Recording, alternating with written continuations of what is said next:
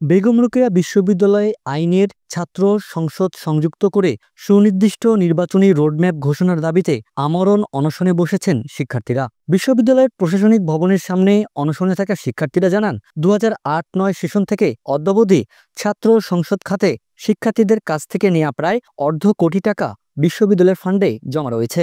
বিশ্ববিদ্যালয়ের লেজুর ভিত্তিক ছাত্র রাজনীতি বন্ধ করা সহ শিক্ষার্থীদের মাঝে নেতৃত্ব গড়ে তোলার লক্ষ্যে ছাত্র সংসদ নির্বাচন নিয়ে নানা আন্দোলন করা হলেও এখন পর্যন্ত প্রশাসন বিশ্ববিদ্যালয়ের আইনে ছাত্র সংসদ যুক্ত করতে পারেনি। অনশনে অংশ নেন বিরোধী শিক্ষার্থী SM আশিকুর রহমান, আরমান হোসেন, আতিক মিয়া সহ অন্যান্যরা। আমরা বিগত কয়েক মাস ধরে আমরা এইসব আন্দোলন করে আসছি যে ছাত্র সংসদ দেন, এগুলো করেন। তখন দেখলাম যে স্ক্যাটার্ড অবস্থা, বিশৃঙ্খলা অবস্থায় কোনো কিছু পূরণ হচ্ছে না। সেদিক থেকে আমরা মনে করি ছাত্র সংসদটা আমাদের প্রথম স্টেপ হবে, যার মাধ্যমে আমরা সমস্ত দাবি এর মাধ্যমে এটা পূরণ করার মাধ্যমে 25 সেপ্টেম্বরের মাধ্যমে আমরা যদি ছাত্র সংসদটা আমাদেরকে এনশিওর করে, তাহলে পরবর্তী দাবিগুলো আমরা সব এর মধ্যে এনশিওর। ইতিপূর্বে আমরা অনেক কর্মসূচি করেছি, কিন্তু এখন পর্যন্ত কোনো দৃশ্যমান পদক্ষেপ দেখতে পাইনি। এরই উদ্দেশ্যে আমরা শিক্ষার্থীরা আমার অনশনে বসেছি।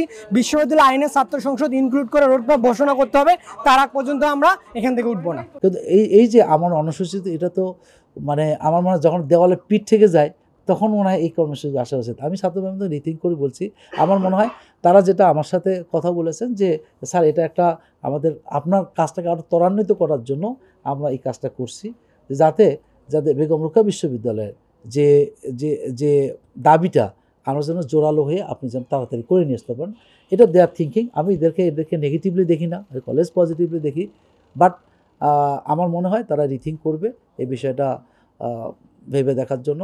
তা আমার মনে হয় কালকে আমি সন্ধ্যার সময় তানজিমউদ্দিন খান, আমি আজকে সকালে এসেছি ঢাকা থেকে, তার সাথে আমার কথা হয়েছে। আশা করি উনি বলছেন তোমার ছাত্র বন্ধুদেরকে একটু বোঝাও, এত মানে তাড়াহুড়ো করে কোনো আইন করা যায় না, এতে ভুলের সংখ্যা থেকে যায়। আর দ্বিতীয়ত হলো এখানে সবার সম্মতি নিয়ে বসতে হবে, একটা টাইম নিয়ে। আমার মনে হয় যে সময় আমরা দিছি এই সময়ের ভেরি সুন আমরা করব।